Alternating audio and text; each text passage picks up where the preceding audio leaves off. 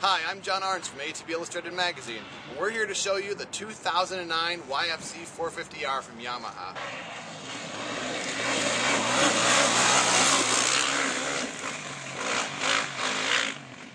Now, when Yamaha came out with a YFZ450 5 years ago, there was nothing like it available. It was the first high-performance ATV brought up by the factories. It had titanium valves, a high-performance engine, and everything you need to go to the track. But since then, there's been a lot of competitors in that category, and Yamaha redesigned everything for 2009. Now on the front, to make it true motocross ready, you needed longer A-arms. Instead of buying them, Yamaha gives you them right from the factory now. These A-arms get you out to a width that's over 48 inches wide, which is perfect for motocross. And to go with the A-arms, you need an upgraded shock. These shocks have an oil capacity that's almost 1.5 times the previous units. It's a lot longer shock body, larger diameter coil. It's really great on the motocross track. The brakes have been improved, not so much in the calipers, but in the lines. They're more responsive than last year. You don't have a spongy feeling, they're right there. We like how they grab when we rode it yesterday. The other thing we really liked, around the side, the engine.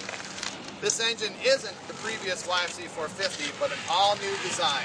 What they did is they took the oil reservoir that was in front and under the radiator, and they incorporated it into the engine itself. So you don't have the oil capacity up here anymore in the reservoir, now it's built into the cases.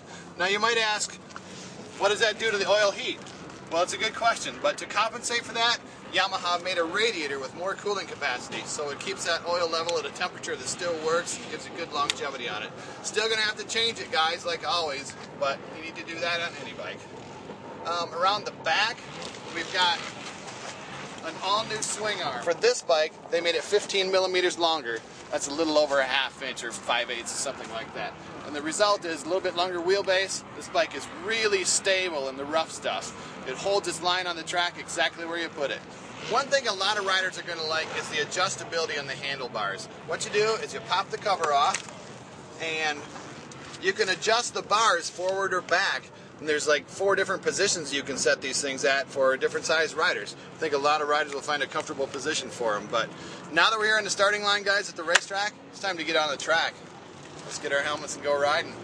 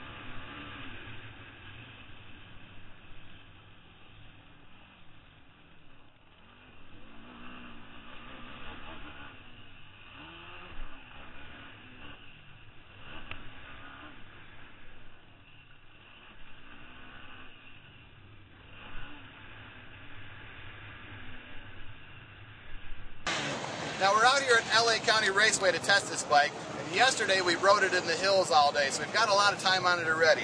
And one thing we found is it shifts really well. It doesn't have that typical break-in couple days where things start to smooth out. This does it right from day one. It shifts nice. And a big part of what makes this motor work so well, gives it a nice linear but strong power band, is the fuel injection system.